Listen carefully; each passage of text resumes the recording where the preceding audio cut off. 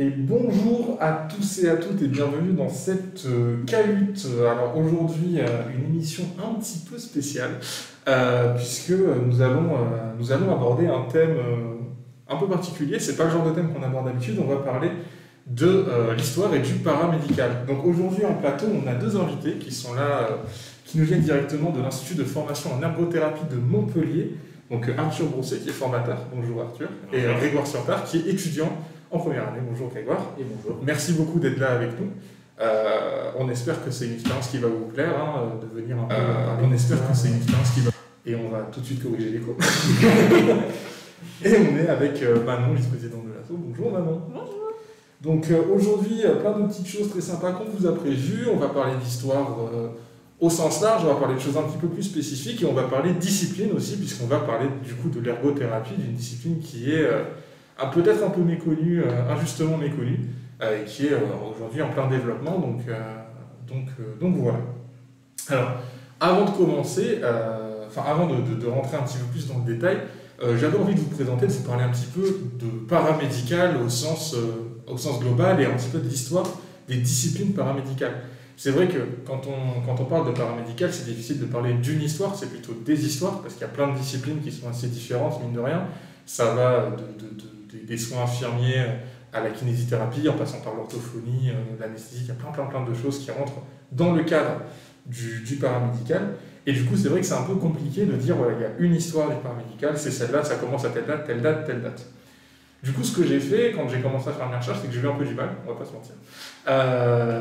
Et en fait, je me suis dit que j'allais regarder un petit peu l'histoire de toutes les disciplines, et c'est vrai que même si c'est des disciplines très différentes, on a mine de rien des histoires qui, sur certains points, se rejoignent pas mal. Donc dans ces disciplines-là, on peut retrouver par exemple les soins infirmiers, la kinésithérapie, qui sont deux disciplines qui, historiquement, dans leur histoire, sont assez proches. C'est des disciplines qui sont apparues, plus ou moins, qui ont commencé à apparaître dans l'Antiquité, peut-être même avant, on peut supposer, avec les recherches archéologiques qu'on a retrouvées, qu'il y avait des sortes de proto-soins infirmiers déjà à la préhistoire, avant l'invention de l'écriture. Et c'est une tradition en fait qui s'est perpétuée. C'est pour ça qu'on parle d'infirmières aujourd'hui, parce qu'à l'époque c'était surtout les femmes qui s'en occupaient, qui étaient les aides qui étaient là pour aider les patients à soulager leur douleur, leur apporter les premiers soins. Même si c'est vrai que dans le monde de la médecine, comme dans le monde du paramédical, il y a eu rapidement cette affaire de soulager les soins, aider les gens à se sentir mieux, c'est plus pour les femmes, et puis derrière soigner par la force, on va dire, la violence même parfois, c'est plus une affaire d'homme. À l'époque, quand on se déboîte une épaule, on reboîte l'épaule, et puis c'est reparti pour longtemps. Donc ces disciplines-là, ça va aussi, ça marche pour plein de disciplines.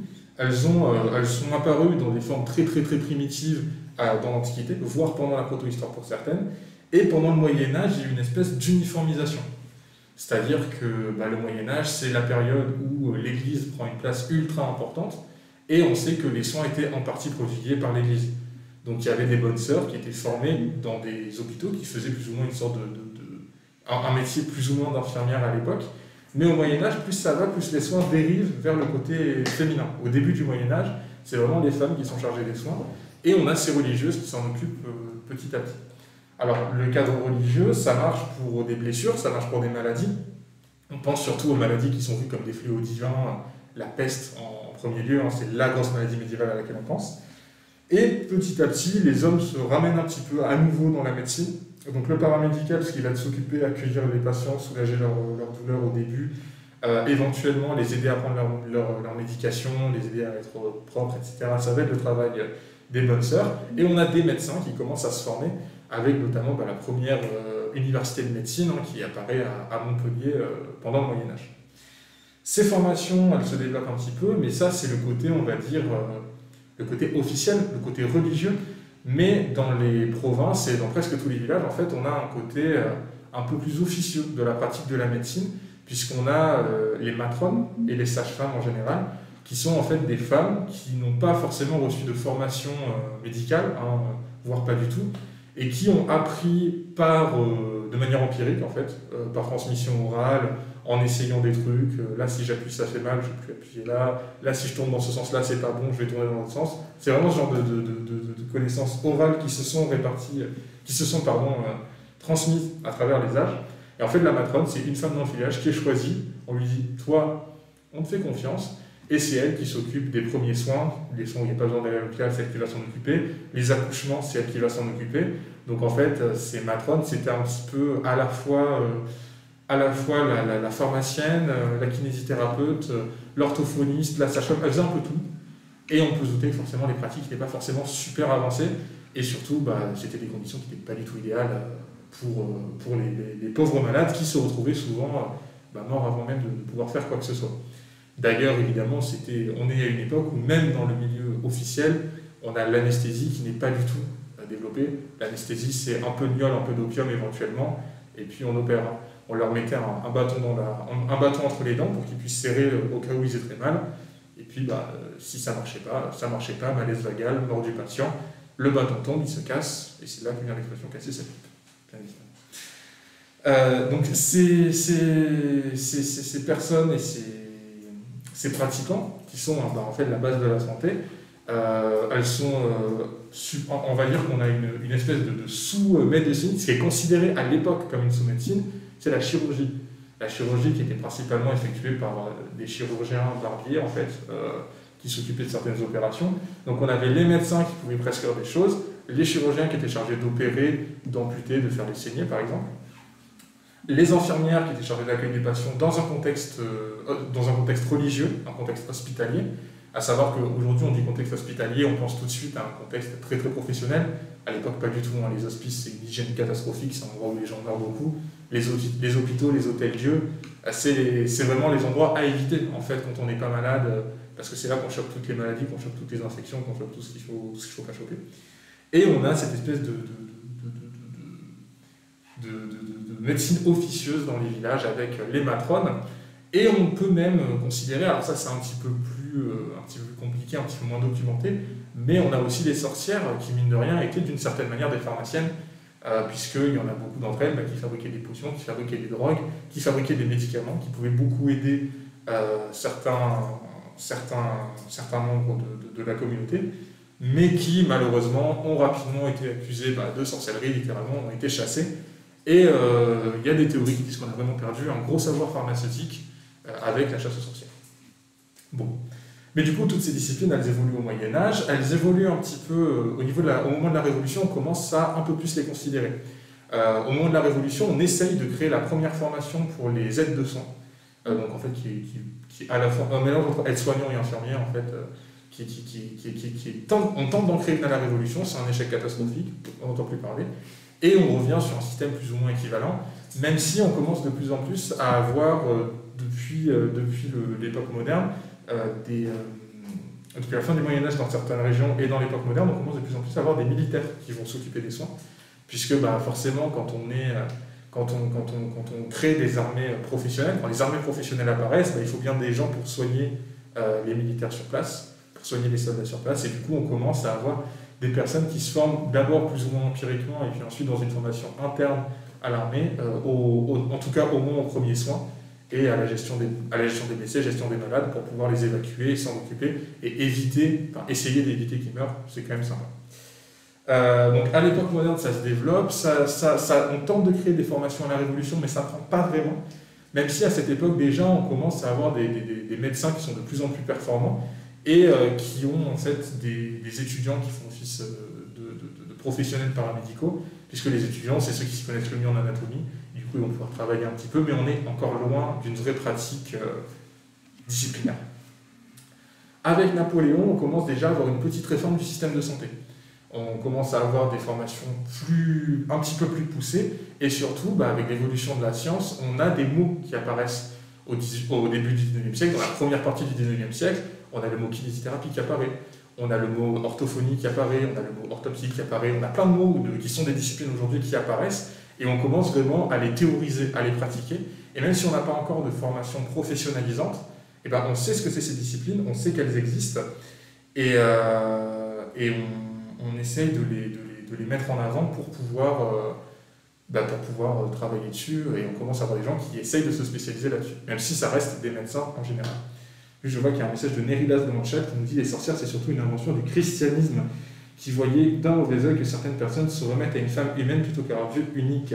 Hippocrate a connu pareil de son temps quand il s'est fait chasser du sanctuaire d'Asclépios Alors oui, effectivement, les sorcières, c'est... quand je dis sorcières, moi, les personnes qu'on appelle des sorcières, il y avait le côté se référer, se remettre à une femme humaine plutôt qu'à un dieu unique, et il y avait le fait justement que, en proposant d'essayer d'améliorer la vie des gens, les sorcières prenaient un petit peu le travail des nonnes qui étaient des envoyés, qui travaillaient pour Dieu, et du coup c'est un peu ça que je voulais dire. Excuse-moi si je ne me suis pas mal exprimé, Néridas, et Hippocrate, de toute façon je pense qu'on en parle juste après.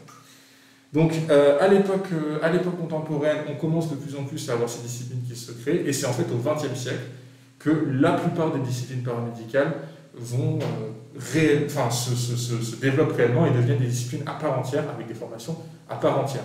On a une première vague dans la première moitié du XXe siècle, principalement autour des infirmiers et des aides-soignants, avec des vraies formations qui se créent, même des syndicats nationaux, et ça devient un métier qui est nommé, qui est une formation à part. Donc déjà, pendant le XIXe siècle, on a vu les médecins, les chirurgiens qui sont devenus des vraies professions séparées, des vraies professions médicales, avec de plus en plus de gestes d'hygiène qui se font, de gestes techniques, et on a une évolution de la médecine qui est phénoménale. Et ensuite, première partie du XXe siècle, on commence à avoir le paramédical qui se développe beaucoup, et c'est vraiment après la Seconde Guerre mondiale qu'on a une explosion de ces disciplines-là, parce que pendant les guerres, forcément, on est confronté à beaucoup de cas de blessures, de maladies qui sont très différents. Et du coup, pendant la Seconde Guerre mondiale, on a pu expérimenter un petit peu pendant la guerre le rôle de ces disciplines qui, en fait, se sont un petit peu perdues avec le temps. C'est-à-dire que qui se sont soit perdues avec le temps, soit qui étaient des disciplines sans être considérées comme des disciplines. Dans l'Antiquité et au Moyen-Âge, il y avait des personnes qui étaient chargées de masser les sportifs, les chevaliers, tout ça, pour s'occuper d'eux et essayer de faire en sorte que leurs articulations ne lâchent pas, les soulager. C'était une sorte de proto-disciplines paramédicales, mais qui étaient juste, voilà, c'était des masseurs, c'était pas des soignants. Et c'est toutes ces professions, toutes ces disciplines qui se développent à partir de la Seconde Guerre mondiale et qui commencent à se former, des formations de plus en plus spécialisées qui apparaissent, des syndicats qui se créent, on nomme ces professions, on nomme ces disciplines, et elles sont enfin reconnues, en fait, à partir, on va dire, elles sont vraiment enfin reconnues comme des disciplines à part entière sur la seconde partie du XXe siècle, la fin du XXe siècle. Aujourd'hui, c'est des disciplines qui sont tout à fait, qui sont connues pour la plupart du grand public, qui sont acceptées et qui sont tout à fait bien considérées avec des formations de qualité. Donc voilà pour la petite histoire, retracer doucement le paramédical. Alors désolé, je ne suis pas rentré dans le détail des disciplines, mais en fait, il y en a tellement avec des histoires très particulières que je ne voulais pas vous noyer de noms et de dates. L'idée, c'est vraiment d'avoir une idée globale de pourquoi est-ce qu'on en parle aujourd'hui, pourquoi est-ce que c'est des disciplines qui sont aussi intéressantes, en fait, parce que c'est des disciplines qui, pour la plupart, sont très récentes en tant que telles, voilà, elles sont pas vieilles du tout, et du coup, c'est intéressant de voir comment de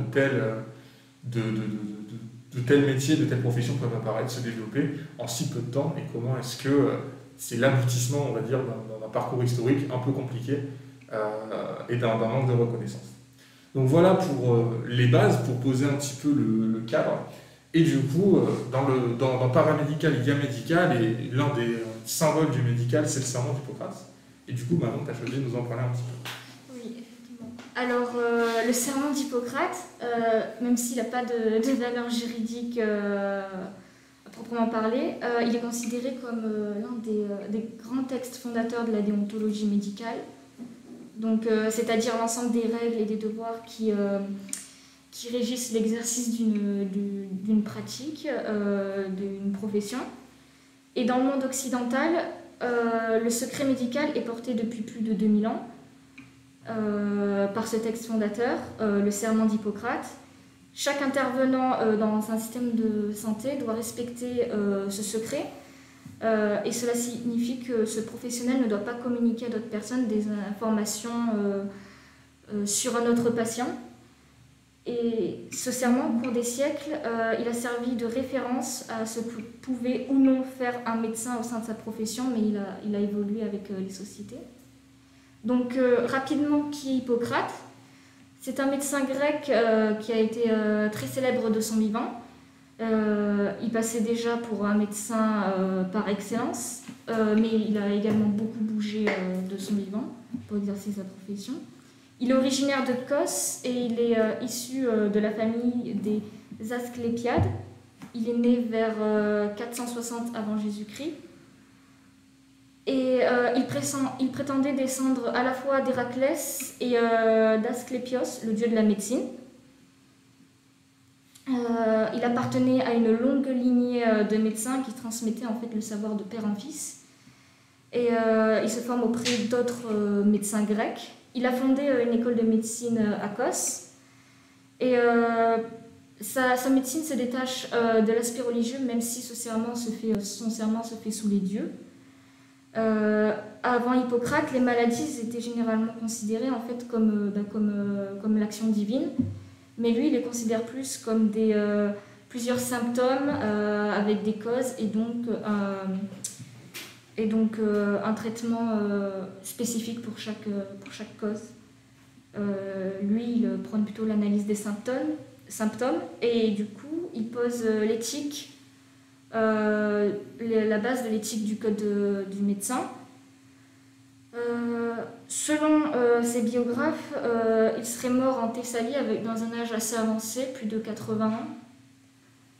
Donc voilà, on a fait rapidement le tour du personnage. Mais son serment, il faut savoir qu'on n'est pas sûr que ce soit lui exactement qui l'ait écrit. Il a été retrouvé dans le corpus hippocratique.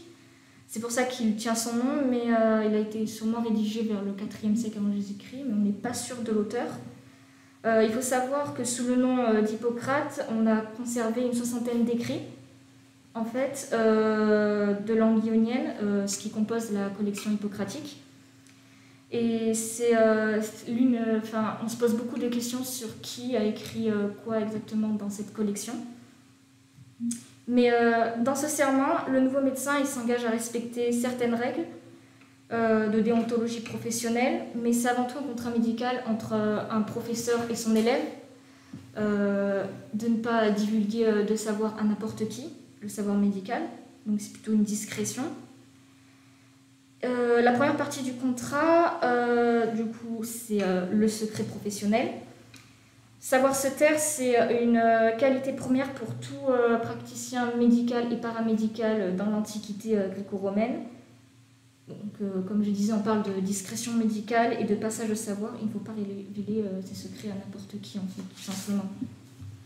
Et la deuxième partie du contrat, ça concerne les interdictions, ce que pouvait ou non faire un médecin. Donc, cela concernait à ce moment-là l'avortement, l'empoisonnement, la divulgation d'informations. Et à ce moment-là, il y avait également une séparation bien nette entre chirurgie et médecin, chirurgien et médecin. Le serment aussi stipule qu'il faut soigner tous les malades et qu'il ne faut pas faire de distinction par rapport aux patients, peu importe d'où il vient, sa classe, tous les malades. Aujourd'hui, le serment d'Hippocrate, c'est un texte ancien qu'il faut considérer dans son contexte qui a évolué et qui a pris plusieurs formes et plusieurs traductions. On a des serments de version chrétienne d'époque médiévale où les divinités païennes du coup ont été remplacées par Dieu et Jésus-Christ. Le serment de Maïmonide dans le contexte juif du XVIIe, serment des médecins musulmans, déclaration de Genèse en 1983, et comme on peut le voir sur le diapo, une version plus moderne proposée par l'Ordre des médecins en 2012. Ça correspond du coup aux principales règles d'action médicale. C'est un élément de contrat social établi entre les médecins et la société, d'où la nécessité de le faire évoluer. Le médecin devient médecin à ce moment par l'adhésion des valeurs et par la pratique de sa maîtrise qu'il s'est montré capable jusqu'à présent. Et c'est souvent lors de la soutenance de thèse qu'un étudiant va s'engager à respecter ces termes tout au long de sa vie, qui va prêter ce serment. Et pour entrer dans sa profession. C'est surtout un enjeu symbolique pour définir la déontologie de la profession, le respect absolu du malade, la protection de l'intimité du malade et de sa famille, avec la question du secret médical. Et ce serment, il légitimise la profession aux yeux de la société, car on a un pouvoir de vie ou de mort sur les patients, tout un savoir médical, mais aussi personnel pour chaque patient. Ainsi, l'œuvre hippocratique, elle a servi de référence pendant longtemps, jusqu'à nos jours, depuis l'Antiquité, et elle a été l'œuvre de plusieurs remises en forme. Les médecins du coup s'engagent par serment écrit et oral à respecter ce code durant tout leur cursus et leur profession. Ce serment, il légitimise cette profession et il sert d'axe à l'éthique médicale qui met en valeur les discrétions de savoir, d'information et qui est suivi encore aujourd'hui par des personnels du médical et du paramédical. Merci beaucoup, Manon. C'était super intéressant. Alors, dans le chat, on a plein de remarques et de questions, y compris une personne qui a voulu nous lâcher une bombe philosophique. Alors, on a d'abord Nerilas qui nous dit que Hippocrate était médecin et prêtre d'Asclépios, qui était prêtre avant d'être médecin, et que pour lui, les prières, il faisait les deux, les prières et le remède physique, et qu'il était aussi croyant que physiciste. Et ensuite, on a Inès Cassé qui nous dit « Vous ne trouvez pas que maintenant, avec le Covid, la question du serment d'Hippocrate qui est de soigner tout le monde en France est remise en question ?» Bam. Alors moi, je ne suis pas médecin, donc je ne pense pas pouvoir répondre à la question, on va dire. Oula. Alors là, ouais, donc ça part en débat dans le chat aussi sur la théorie du train. Je sais, le train, est-ce qu'on choisit qui tu es si on change de voie? À partir du moment où tu fais un choix, tu es responsable. Qui est responsable du décès dans le cas d'une... Voilà. Alors le chat. Alors je ne sais pas si vous avez des éléments de réponse peut-être que vous voulez apporter. On va répondre à la question, on n'est pas médecin non plus. Ouais, voilà. Alors malheureusement, oui, on n'est pas médecin. C'est vrai que c'est des questions un petit peu... Bon, c'est des questions qui sont très, très, très philosophiques. Je pense qu'il nous faudrait un peu de temps pour y réfléchir. Là. C'est des questions qui n'ont pas vraiment de réponse. Surtout. Je pense que c'est à remettre dans le contexte aussi. À aucun moment on a remis en cause les capacités d'un médecin. C'est vraiment le flux tendu et cette situation qui était imprévisible et incontrôlable qui a amené des choix. Alors est-ce qu'ils ont été les bons, est-ce qu'ils ont été les mauvais? Qui on est pour mettre un avis là-dessus? Et je pense que personne n'est en capacité de le faire, mais c'est vrai que je pense que ça a dû être frustrant pour tous les médecins. Cette période, ça a dû être très très compliqué. Pas que pour les médecins, mais principalement tous ces urgentistes qu'on voyait pleurer parce qu'ils voyaient les cadavres s'entasser. C'est vrai que je pense que ça a été compliqué pour eux. Et puis le serment, c'est de soigner tout le monde, mais les médecins ont soigné toutes les personnes qu'ils ont pu soigner. C'est pas les médecins qui disent non, toi tu rentres pas, toi tu sors. Enfin, il y a pas vraiment eu de... Enfin, le serment d'Hippocrate, c'est le médecin qui le prête, c'est pas l'État qui le prête. L'État n'est pas un médecin. Je crois. Mais c'est vrai que le serment d'Hippocrate que les médecins ont prêté n'est pas nécessairement... Alors, les débats sur l'hôpital, on va peut-être garder ça pour une autre émission, parce que je pense pas qu'on soit assez qualifié pour pouvoir parler des politiques publiques, de santé, tout ça. Donc voilà, je vous laisse en parler entre vous, peut-être, parce que nous, je pense que c'est un petit peu... voilà, on n'a pas les capacités pour en parler, les connaissances, ni l'information qu'il faut. Et du coup, parlant de formation, bonne transition. Donc vous êtes venus tous les deux pour nous parler de l'ergothérapie, du coup, qui est la discipline que vous étudiez, enseignez. Donc voilà, je vous laisse la parole. Éclairez-nous un petit peu sur l'histoire de votre discipline, qu'est-ce que c'est, tout ça. Alors dans un premier temps, l'ergothérapie, qu'est-ce que c'est? Donc ça va être un métier basé sur la thérapie par l'activité et pour l'activité de la personne. On va travailler sur le maintien ou la restauration des activités justement de ces personnes. Ça va être pour nous le centre de notre travail. Donc on va travailler dans plusieurs domaines, qui soient médical, social, professionnel, éducatif. Donc nous on va surtout travailler en fait dans cette interaction entre la personne, l'occupation de cette personne et l'environnement qui entoure cette personne. Donc on va être très centré sur la personne, sur ce qu'elle veut faire, sur ses objectifs à elle, et on va essayer de faire au mieux pour qu'elle retrouve ou pour qu'elle puisse faire au mieux dans son autonomie et ses activités de tous les jours, ou des sports, ou des séances, un petit peu ce qu'elle désirera. Donc nous, le problème de l'ergothérapie qui est assez méconnu, c'est que souvent, quand on va expliquer ce qu'on fait, on va souvent être confondu avec la kinésithérapie. Donc la kinésithérapie qui va être plus centrée sur tout ce qui va être rééducation pure. Alors nous, on va être plus la concrétisation de cette rééducation à des fins d'occupation, toujours, on revient toujours sur cette notion. Donc moi j'aime bien utiliser un exemple assez banal mais qui fonctionne pour faire la différence entre les deux. Le kinésithérapeute, pour quelqu'un qui a du mal à se servir de ses mains, va permettre à la personne de retrouver ce mouvement-là. Et nous, par exemple, si c'est le souhait de la personne, on va pouvoir l'aider à refaire ses lacets derrière, donc à concrétiser cette mobilisation des mains qu'il a pu retrouver. Et s'il n'est plus en mesure, on va essayer de trouver des adaptations afin de lui permettre de refaire ses lacets, ou s'il ne pourra plus, lui prescrire des scratchs, tout ce qu'il va pouvoir en différer. Donc ce sont quand même deux métiers qui sont complètement complémentaires. Donc on va souvent travailler notamment dans des instituts ou avec de la rééducation. On va travailler avec les kinésithérapeutes, mais on va juste prendre la suite. On va travailler avec eux. Donc là, tout à l'heure, j'ai parlé d'activité et d'occupation. Donc souvent, c'est deux notions qui vont être associées on va dire pour le grand public de manière générale, mais en fait, pour nous, en tant qu'ergothérapeutes, c'est deux notions qui ont vraiment leur spécificité. Donc l'activité, ça va être une tâche ou un ensemble de tâches qui vont avoir un but. Donc, par exemple, on va prendre l'exemple d'une séance d'escalade. Donc ça va être l'activité de manière générale. Tout le monde peut faire une séance d'escalade si on en a envie. Alors que l'occupation, ça va être cette activité mais qui va être propre à la personne. Elle va s'approprier cette activité. Donc ça va être par exemple, moi je fais de l'escalade, je vais m'entraîner le jeudi après-midi à telle salle à telle heure. Ça c'est mon occupation. J'utilise mes techniques, j'utilise mes entraînements, j'ai mon expérience. Donc je me suis vraiment approprié cette activité. Vous me reprenez si je veux dire. Mais en gros ça va être ça. Donc c'est encore un métier qui est vraiment méconnu du grand public.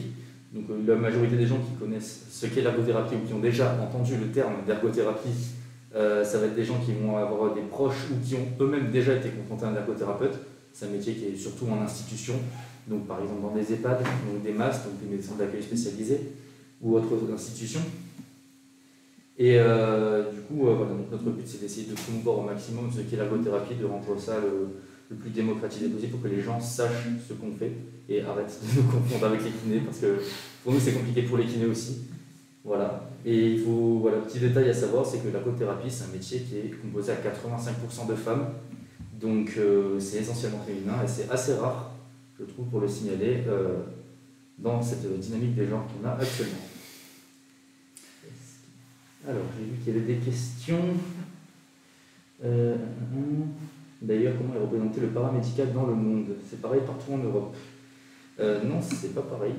Chaque pays a ses manières de pratiquer tous ces métiers dans le paramédical. Il y en a où l'ergothérapie n'existe même pas encore, il y en a où c'est d'autres métiers qui n'existent pas, il y en a où il y a des métiers qui n'existent pas chez nous. C'est vraiment propre à chaque pays, ça dépend. Il y a aussi des pays qui ont les mêmes corps de métier, mais pas la même appellation. Voilà. En fonction des pays, la terminologie varie en fonction du métier. Et effectivement, il y a certains pays, par exemple les pays scandinaves, vont être beaucoup plus représentatifs pour nous en termes d'ergothérapie. Il y aura beaucoup plus d'ergothérapeutes par rapport à la population dans les pays scandinaves que ce qu'on peut connaître dans ces pays d'Europe de l'Ouest ou du Sud. Voilà. Ensuite, est-ce qu'il y a de l'aquathérapie chez les kinés animes? Je suis intéressé.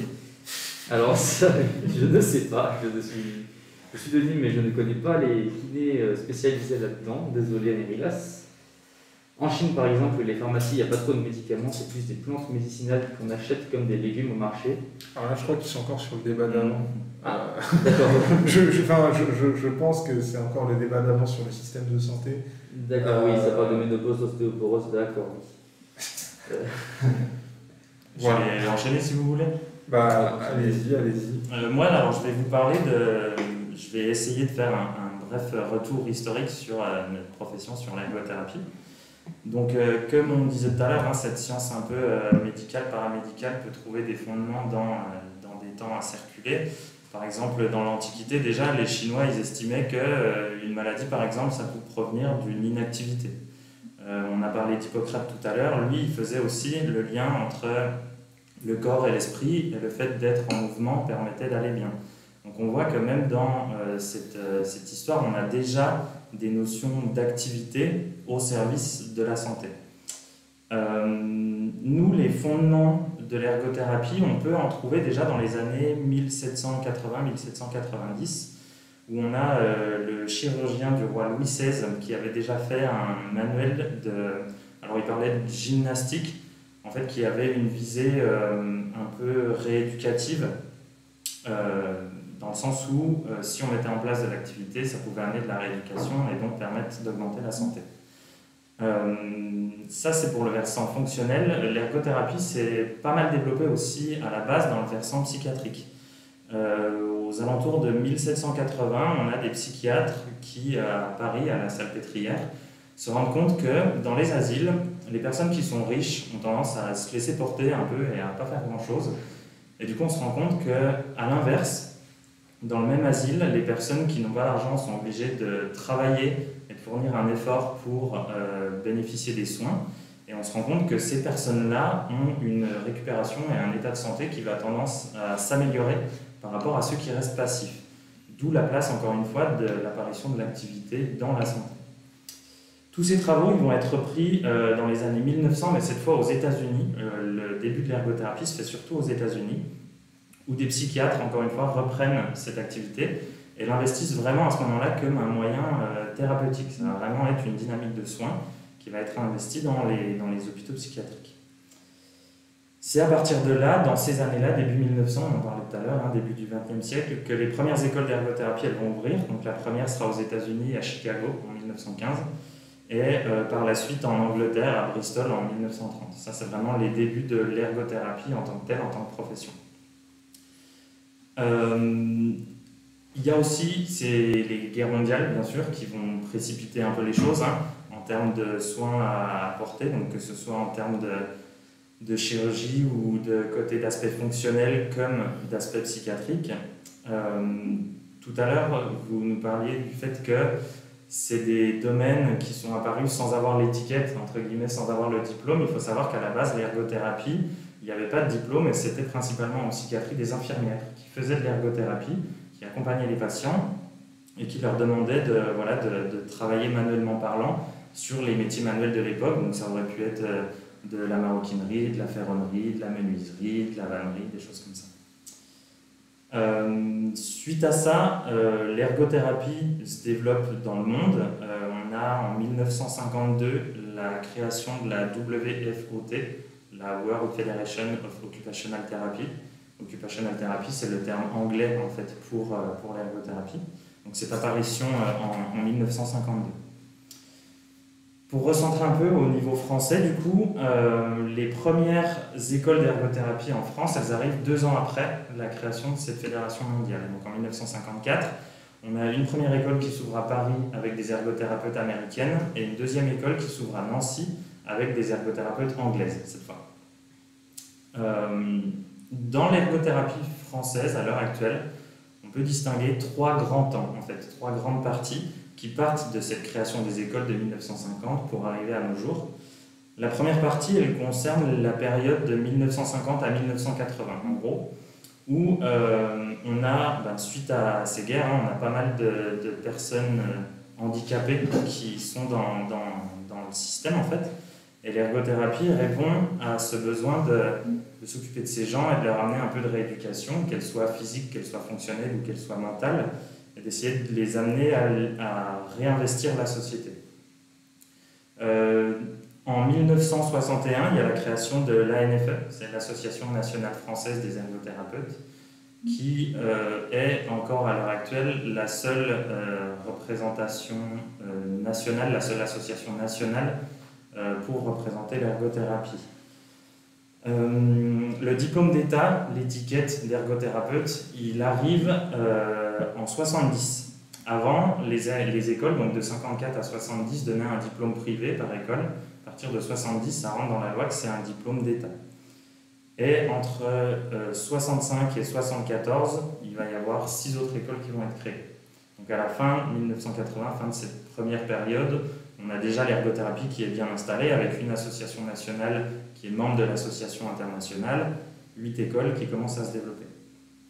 On rentre dans la deuxième grande partie de l'ergothérapie, donc de 80 à 2000 à peu près, où on a progressivement une apparition de la médecine un peu plus moderne avec une augmentation de l'espérance de vie, mais du coup de l'espérance de vie aussi des personnes en situation de handicap, qu'il va falloir accompagner dans leur vieillissement, qui va être pathologique, et dans toutes ces maladies qui vont devenir chroniques et un peu plus complexes. Donc là, l'ergothérapie prend un peu un autre versant, c'est-à-dire qu'on n'est plus que dans de la rééducation, mais on va être aussi dans de la réadaptation. C'est-à-dire quand la rééducation est arrivée à son terme, on a des personnes qui sont dans des situations de handicap qui sont plus gérables, où on ne peut plus récupérer, et bien il faut leur apprendre à vivre avec. Et donc du coup, on part dans cet aspect de réadaptation, où c'est là qu'on formalise ce que Grégoire disait tout à l'heure, qu'on prend vraiment en compte la personne à l'instant T avec ses capacités, au sein de ses occupations et au sein de son environnement. C'est le début de la théorisation un peu de notre métier, hein, l'apparition de concepts qui vont cadrer la pratique et qui vont permettre aux ergotes d'investir un peu plus cet aspect aussi, par exemple, d'aménagement de lieu de vie ou choses comme ça. On voit apparaître les premières actions qui ne sont plus qu'à destination de la personne, mais aussi de ce qui l'entoure. Et après, la troisième grande phase, c'est de 2000 à aujourd'hui, à peu près. Un événement marquant, c'est en 1995 où il y a l'introduction de l'ergothérapie dans le Code de la santé publique, donc qui cette fois est vraiment considérée comme une profession à part entière qui fait partie du système de santé française. Des années 2000 à aujourd'hui, la pratique, elle commence, comme je vous disais, à être un peu conceptualisée, où on met des cadres théoriques derrière et où on a l'apparition de la recherche. La recherche commence à se développer dans des domaines tels que les sciences de l'occupation, qui vont marquer une place importante pour l'ergothérapie, qui vont permettre d'avoir une discipline, cette fois universitaire, qui va permettre de se baser pour justifier un peu de notre profession. Et le gros tournant, c'est l'arrêté du 5 juillet 2010, qui va marquer en fait l'introduction de l'ergothérapie dans cette réforme universitaire, licence, master, doctorat. En fait, c'est à partir de là que l'ergothérapie accède au grade licence. Et du coup, ça ouvre les portes à un système un peu plus européen, à l'accession après sur des masters ou des choses comme ça.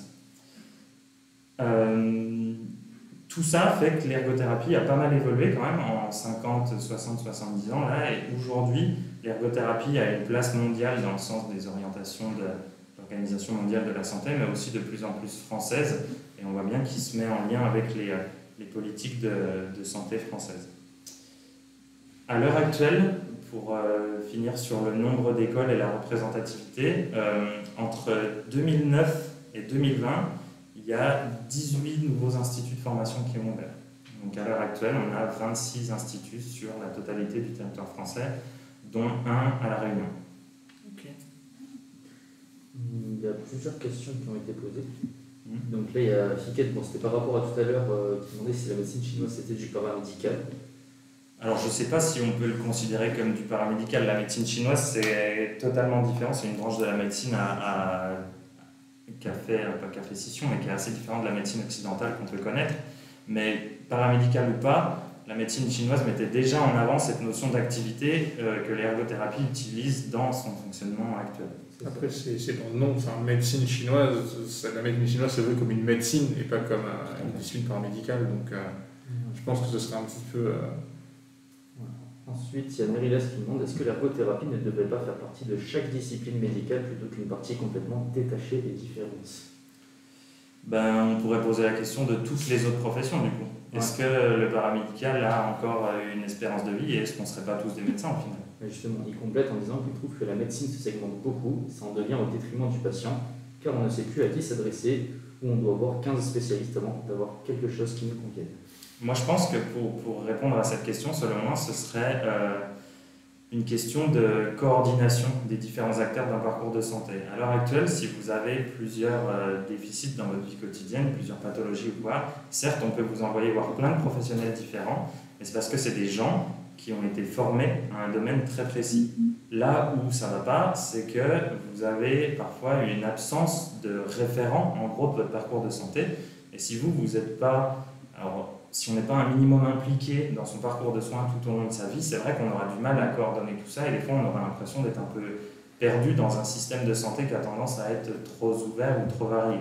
Je pense que la solution se trouve dans la référence de notre parcours de soins. Et ça, c'est le médecin traitant qui est censé prendre ce rôle.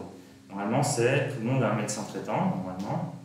Le médecin traitant est garant, en règle générale, de votre santé globale. Et c'est à lui de vous envoyer voir les personnes qu'il estime nécessaires à vos difficultés à un instant. Et c'est à lui d'être un peu le chef d'orchestre de ce parcours de santé. Mais pour moi, chacun a sa place parce que chacun fait des années d'études pour se spécialiser dans une activité. C'est des choses, on l'a vu, hein, historiquement parlant, ça ne sort pas de nulle part. Ça a mis des années à se construire et à trouver sa place. Et je ne pense pas que ce serait une bonne idée de tout recentraliser sur une profession unique. Et pas, surtout que nous, les premières notions qu'on nous apprend, c'est la notion de pluriprofessionnalité. Donc là, quand on fait des stages en institution, on travaille vraiment tous ensemble, on a plusieurs réunions en pôle soin. Enfin, quand on a en institut, hein, pas en libéral, c'est encore une autre histoire. Mais en institut, on a régulièrement des réunions pôle soin avec où on parle de chaque résident et on fait un point pour savoir qui a besoin de qui, pour essayer de voir ça au mieux. Donc après, le truc, c'est que si, voilà, justement, il disait, sachant que l'ergo propose une pensée alternative à la médecine dure, pourquoi ne serait-elle pas complètement assimilée au parcours universitaire de tous les futurs docteurs? Ben moi, j'ai envie de dire que c'est un niveau de licence l'ergothérapie, que la kinésithérapie, c'est 4 ans d'études, qu'il y a plein de métiers comme ça où c'est plusieurs années d'études, et que si on devait assimiler tout ça à un seul corps de métier, et ben ce serait peut-être un petit peu imparfait comme pratique pour chaque domaine. Alors que si on a des spécialistes dans ces domaines, ça permet aussi de voir au mieux pour ces pratiques-là. Puis en tant qu'universitaire, nous, de notre côté, c'est vrai que généralement, il y a beaucoup de disciplines qui se créent, de sous-disciplines. En histoire, on en a beaucoup de sous-disciplines. Voilà, on a de l'histoire environnementale, de l'histoire sociale, de l'histoire du genre aujourd'hui qui se développe beaucoup. On a de l'histoire du bâti, on a tout, plein de sous-disciplines historiques, de sous-disciplines archéologiques. Et si elles se créent, bah, c'est qu'il y a un besoin quelque part. Comme vous l'avez dit dans l'histoire de l'ergothérapie, il y a eu un besoin empirique à un moment donné. Il y a cette situation, il faut un truc pour y pallier. Et si on l'a créé, bah c'est justement parce qu'il faut plus qu'une simple adaptation de la formation médicale, il faut une discipline pour pouvoir répondre à un problème, quoi. C'est un problème, une solution. Et en fait, le problème, c'est que si on fait un seul gros parcours général, bah personne n'est spécialisé dans rien. Et si personne n'est spécialisé dans rien, un problème super spécifique, on ne peut pas y répondre, quoi. Oui, et puis pour moi, la multiplication des branches n'empêche pas qu'il y ait une cohérence non plus. Enfin, quand on a, tu prenais l'exemple de l'histoire, je pense que certes, il y a plein de branches de l'histoire, mais des fois, il doit y avoir des dossiers ou des recherches qui peuvent fusionner certains, travailler ensemble et permettre un résultat abouti. Pour la médecine, je pense que c'est absolument pareil. D'où l'importance justement de cette histoire de communication entre les corps de métier. Si chaque corps de métier est reconnu, notamment surtout par le médecin traitant, et ben, le médecin traitant saura vers qui rediriger pour éviter de voir une dizaine de spécialistes où c'est marqué pour rien avant de trouver le bon. C'est d'où l'importance de cette communication et du fait de faire connaître au mieux l'ergothérapie, entre autres. Il y a marqué « Je comprends votre réponse, mais comment se fait-il qu'au Royaume-Uni notamment, les médecins traitants soient beaucoup plus formés sur certaines spécialités comparées à la France ?» Sauf qu'on a un manque de ce côté-là aussi. Je n'ai aucune idée du système de santé universitaire anglais, je ne peux absolument pas répondre. Là, ça dépasse nos compétences. Complètement. Puis après, de toute façon, on fonctionne de manière différente. Selon les pays. Peut-être que les médecins au Royaume-Uni sont formés sur tel truc, mais pas sur d'autres. Enfin, rien que l'ergothérapie francophone à l'heure actuelle dans le monde, on voit des grosses différences entre la manière d'exercer au Québec, en France, en Suisse ou en Belgique. Enfin, la base est la même, la terminologie est la même, mais le fonctionnement n'est pas tout à fait pareil. Parce que ça vient aussi de la culture, du système politique, financier, social de l'endroit où on exerce. C'est vrai que c'est intéressant parce que quand on regarde un petit peu historiquement, il y a plein d'évocations, on va dire, de disciplines qui pourraient se rapprocher de l'ergothérapie. Je pense typiquement aux médecins. Alors, on remonte beaucoup dans le temps, on remonte dans l'Antiquité. Les gladiateurs avaient des médecins attitrés dans leurs écoles. Pour les gens qui regardent, si jamais, résumé très rapide, en gros, les gladiateurs, il y a beaucoup de clichés dessus. C'était pas du tout des gens qui mouraient à tous les combats. Ils mouraient un combat sur 10 éventuellement, c'était très rare. Et du coup, ils étaient chouchoutés parce que c'était des esclaves qui coûtaient extrêmement cher. Il fallait en prendre soin, il fallait s'en occuper, il fallait qu'ils puissent faire beaucoup de combats. Et du coup, ils avaient des médecins, et on sait aujourd'hui que la gladiature a permis de faire énormément de progrès dans la médecine. Et parmi ces médecins, il y en avait qui étaient, ou d'autres gladiateurs justement, qui avaient plus d'expérience, qui s'occupaient d'eux, justement, quand ils avaient une blessure, les masser, les aider à se remettre sur pied, à reprendre leur activité, à refaire certains gestes, malgré, je sais pas, une plaie à l'épaule, un muscle déchiré ou quoi. On reprend, on réapprend à faire le geste, on réapprend par l'action. Et c'est vrai que, mine de rien, ça peut être des choses qui se rapprochent de ce que vous nous avez dit, enfin, si j'ai bien compris. Là, c'était de la rééducation, comme je disais. Mais après, si on essayait d'appliquer cette rééducation à l'application du mouvement pour les armes à ce moment-là pendant les combats, effectivement, c'est de la réadaptation. Donc, il y a plein de disciplines comme ça. De toute façon, les formations, historiquement, je veux dire, chaque système médical est différent. Le meilleur exemple, on parlait de la médecine chinoise tout à l'heure, qui a une histoire complètement différente de la nôtre. Je ne l'ai pas précisé, mais moi, ce que j'ai fait, c'est une petite histoire, un petit résumé des disciplines paramédicales en Occident, en France. Mais chaque pays a une histoire médicale différente, chaque pays a eu des observations différentes, à des moments différents. Voilà, il y a eu plein de choses dans plein de pays qui sont passées de différentes façons. Et aujourd'hui, ce qu'on a aujourd'hui dans le système universitaire, dans le système médical, il y a beaucoup d'héritage en fait de notre histoire, de la manière dont tout ça s'est construit. Donc peut-être qu'au Royaume-Uni, il y a une histoire différente qui fait qu'il y a des choses différentes. C'est pour ça que c'est super difficile de comparer aussi bien le milieu universitaire que le milieu médical. C'est parce que voilà, c'est le résultat de centaines, voire de milliers d'années d'évolution. Donc c'est compliqué, quoi. Nerida, ce qui est très chaud. Hein, ah oui, Nerida, c'est vrai. Il est en forme. Il est en forme cette semaine. Il y a un souci du côté de la formation universitaire médicale en France quand même, comparé au monde anglo-saxon. C'est là que je déplore dans la création de l'ergothérapeute en tant que profession à part entière et non partie de la médecine en général. Il faut savoir qu'il y avait des ergothérapeutes anglais avant qu'il y ait des ergothérapeutes français. Hein. C'est tout récent chez nous. C'est très très récent. Je ne suis pas assez calé sur, encore une fois, sur le système anglo-saxon, mais l'ergothérapie n'a pas été inventée en France, elle y a été apportée par des ergothérapeutes américains ou anglais, ce qui j'estime, j'imagine, prouve quand même la place de cette profession dans le système anglo-saxon. Surtout que là, je vais rentrer plus dans le côté américain, mais le terme de occupational therapist, c'est beaucoup plus connu en Amérique, aux États-Unis. Dès qu'on va parler de thérapistes comme ça là-bas, ils savent ce que c'est, ils savent tous en quoi ça consiste, ce que ça veut dire, ils savent tous quel est leur rôle. Et il y en a un petit peu partout, il y en a même dans les écoles, il y en a même dans les lycées, il y en a de partout.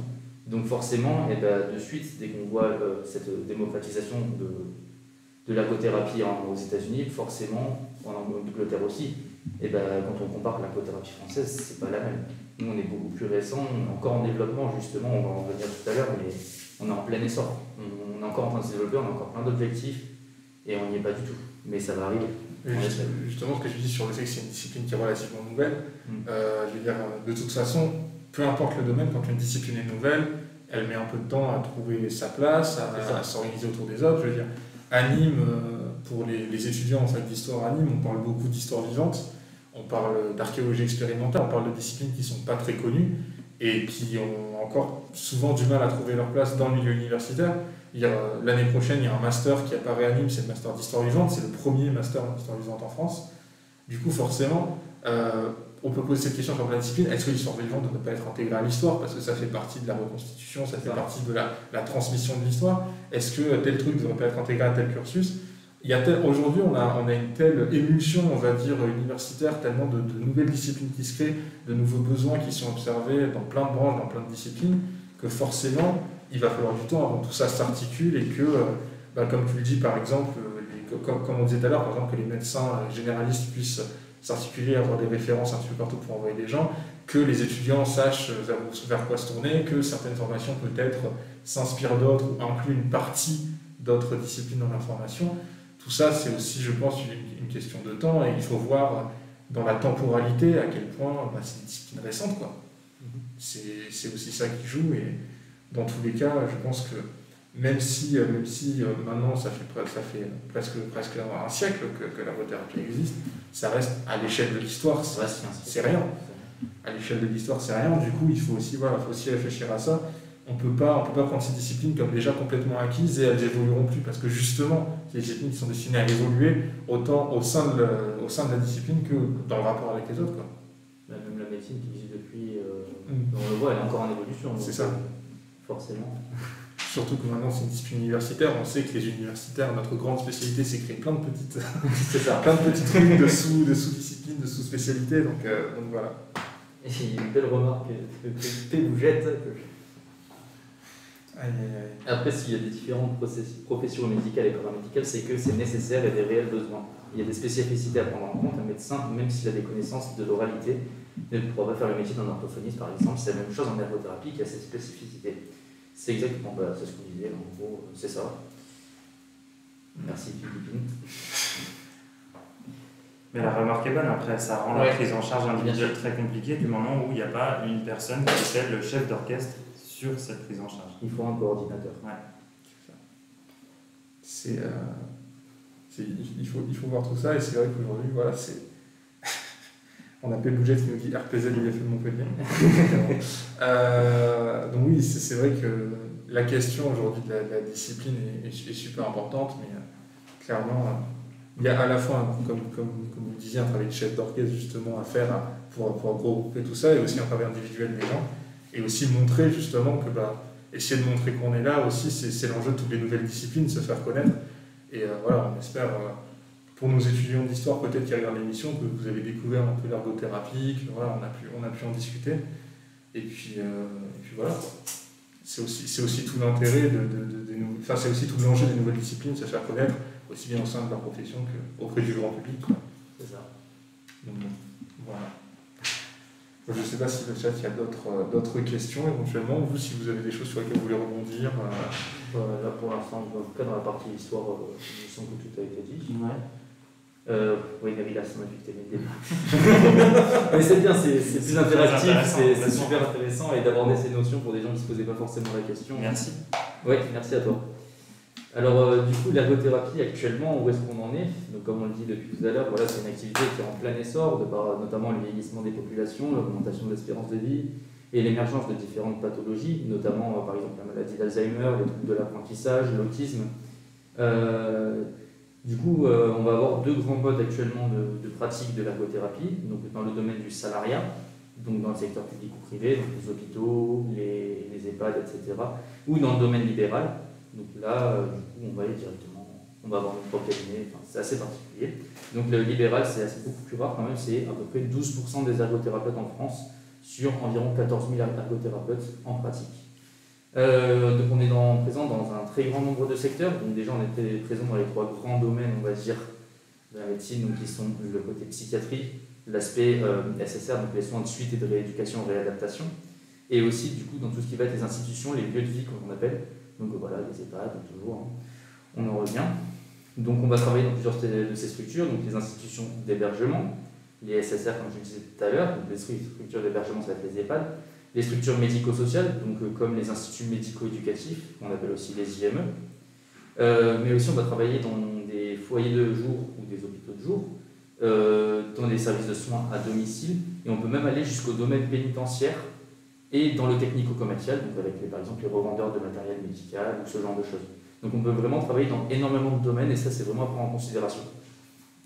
Ensuite, du coup, comme on l'a dit tout à l'heure, c'est très très mal connu l'ergothérapie du grand public, même dans le milieu médical, hein, il y a toujours ce petit amalgame. L'ergothérapeute depuis très longtemps est vu à tort comme le réparateur de fauteuils roulants, parce que forcément, comme on travaille dans tout ce qui est technique, dans tout ce qui est adaptation, et ben on connaît bien tout ce qui est fauteuil roulant, mais c'est pas notre métier.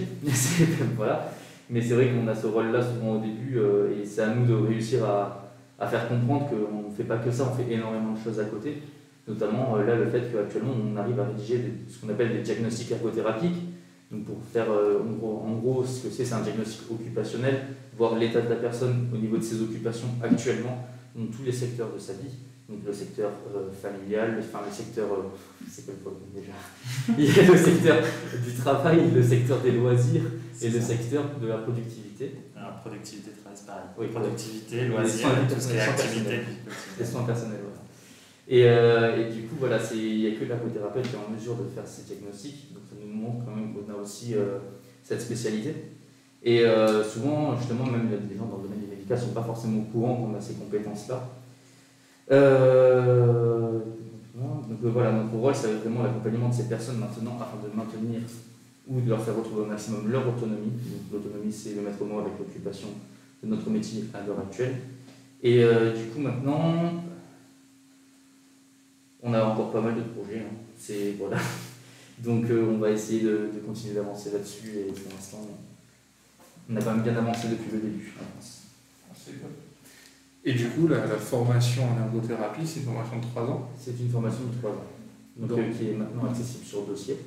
Donc, avant, qui était avec un concours ou alors avec la passerelle PACES, qui est maintenant la PASS. Et maintenant, depuis l'apparition du Covid, ça a été arrivé par dossier et beaucoup d'IFE ont décidé de garder cette admission par dossier. D'accord. Donc, Par Parcoursup. directement via Parcoursup. Ok. Parcoursup place par année de médecine, du coup, universitaire, et aussi il y a une possibilité pour les IFE on a des places, en fait, chaque IFE a des places sur de la reconversion professionnelle. Okay. Voilà. Là, on a une question de Néridas, toujours, qui demande: un ergo travaille dans quelle structure du coup? Sa propre structure, une unité d'hôpital, genre centre de douleur? On peut travailler dans les deux. Hein. Une structure, ça va plutôt justement dans le libéral, mais on peut travailler dans la grande majorité des structures hospitalières ou de soins qui existent actuellement en France. La plupart du temps, l'ergothérapeute va se retrouver dans un type de structure, que ce soit une branche d'hôpital, un centre de rééducation, tout ce que Grégoire disait, hein, un foyer d'accueil, un service d'accompagnement, enfin un service d'aide à domicile. Il y a vraiment énormément d'endroits où l'ergothérapeute peut travailler. Et un peu moins en libéral, comme il le disait, je pense que pour nuancer ça, il faut savoir aussi que l'ergothérapie à l'heure actuelle n'est pas remboursée sécurité sociale. Du coup, c'est-à-dire que les personnes qui se font prescrire de l'ergothérapie n'auront pas de remboursement. C'est pour ça que les libéraux ont un peu de mal à s'implanter. C'est pas comme les kinés où votre médecin traitant vous fait une séance, vous y allez, c'est remboursé. Non, là, il faut payer votre séance. Et le libéral s'axe principalement sur la prise en charge pédiatrique, parce qu'à l'heure actuelle, la MDPH, donc Maison départementale des personnes handicapées, de par un gros travail des ergothérapeutes auprès des pouvoirs publics, débloque des fonds maintenant pour l'accompagnement des enfants. Que ce soit un accompagnement précoce ou un accompagnement dans sa scolarité, dans tout ce qui est troubles dyspraxiques, dysphasiques, des choses comme ça. Il y a Fiquet qui demande s'il y a beaucoup de place car les ergos se font rares et qui trouvent qu'ils ont souvent peu de place. Alors les ergos, on n'a jamais eu autant en France, il me semble. Ouais, ça ne cesse d'augmenter, hein, effectivement. Voilà. Alors à l'échelle de tous les professionnels de santé et d'autres comme nos collègues kinés par exemple, on est très inférieur en nombre. Hein. Mais après, non, à l'heure actuelle, les postes d'ergo, c'est pas ce qui manque. Les ergothérapeutes, il y en a beaucoup qui sont formés. On voit encore hein, des IFE, on en est à 26, il y en a un qui a ouvert l'année dernière. Donc c'est vrai que c'est encore en pleine évolution en termes de chiffres, en fait, hein, en termes de nombre d'ergothérapeutes, ça a tendance à être de plus en plus croissant. En tout cas, on a enterré du chat hein, pour la profession. Oui, je vois ça. Ça fait plaisir à voir, c'est intéressant. Du coup, si vous voulez bien, moi je vais finir par un peu les perspectives d'avenir. C'est vrai qu'on a une profession, comme on l'a dit, qui est assez jeune, mais qui a déjà beaucoup évolué sur une période de temps qui est assez courte. Les ergothérapeutes, pour moi, hein, je trouve, ont montré leur manière de s'adapter de manière assez intéressante, avec notamment cette augmentation du nombre et le fait d'avoir de plus en plus de rôles dans de plus en plus de types de structures différentes. Là, dans la continuité, ce qu'on peut voir et ce qui peut justifier un peu la place de plus en plus importante de l'ergothérapie dans le système de santé, ça va être en gros, tu parlais tout à l'heure du premier master en histoire vivante, et ben nous, à la rentrée, il y a le premier master en ergothérapie français qui va s'ouvrir, du coup, sur l'université de Paris-Est Créteil. Donc il existe déjà des masters et des doctorats internationaux hein, en ergothérapie, mais ça va être la première année qu'un master français d'ergothérapie va s'ouvrir. À partir de l'année prochaine, les ergothérapeutes auront le droit de prescrire des aides techniques. Donc du coup, ce sera une compétence qu'on aura en plus. L'ergothérapie est sur prescription médicale, hein, mais là, on aura la possibilité de nous prescrire nos aides techniques parce que c'est un domaine de compétences qu'on maîtrise, qui est depuis des années dans nos compétences, et là, c'est l'aboutissement d'un long travail auprès des pouvoirs publics pour être enfin reconnu et qu'on puisse avoir cette possibilité. Et aussi la place de plus en plus importante dans les différents rapports interministériels que vous pouvez avoir, la loi grand âge, les choses comme ça. Voilà, l'ergothérapie est de plus en plus citée hein, dans ces rapports, à de plus en plus de place. Donc je pense que voilà, c'est des belles perspectives d'avenir. La difficulté que je mettrais, moi, qui me questionne, c'est que l'ergothérapie a tellement évolué qu'à l'heure actuelle, on se trouve dans un état un peu d'entre-deux où nos étudiants vont avoir des apports théoriques qui vont être parfois en décalage par rapport à la réalité de terrain de professionnels qui ont été formés des années auparavant. Je vous disais, en 2010, il y a eu ce référentiel là qui nous a inscrits dans cette universitarisation. Il faut savoir qu'avant, il n'y avait pas d'uniformité sur les études d'ergothérapie. Donc en fait, en fonction de où vous faisiez vos études, vous avez un programme d'ergothérapie différent d'un autre institut. Et c'est qu'à partir de 2010 qu'il y a eu quelque chose qui a été créé pour que tout le monde fasse plus ou moins la même chose, un peu à sa sauce, hein, avec ses intervenants à lui, mais qu'il y ait une cohérence en termes d'unité d'enseignement. Et tous les ergothérapeutes qui ont été formés avant peuvent parfois avoir des versions un peu divergentes. Et du coup, par rapport à ça, on se retrouve à avoir des étudiants qui se retrouvent sur le terrain à apprendre auprès de professionnels qui n'apprennent pas forcément la même chose en fonction de leur stage et surtout pas forcément la même chose que ce que nous, on peut leur apporter en cours d'une manière très théorique. Donc c'est vrai que cette différence un peu entre la partie théorique et pratique, je pense que c'est un gros défi pour nos étudiants, mais je suis persuadé qu'ils vont réussir. Magnifique. Bon, ben écoutez, merci beaucoup pour toutes ces infos. Si le chat a d'autres questions, n'hésitez pas avant qu'on avance. En tout cas, voilà, ça fait plaisir de découvrir. Ça change un peu, nous, dans les CAU. D'habitude, on est très entre historiens dans notre petite bulle. C'est vrai que c'est agréable d'avoir une autre discipline, de pouvoir parler comme ça de choses un petit peu qui changent dans la CAUT. J'espère que le chat, ça vous plaît aussi. Et merci de nous avoir permis d'échanger avec vous, c'était très sympa. Avec grand plaisir.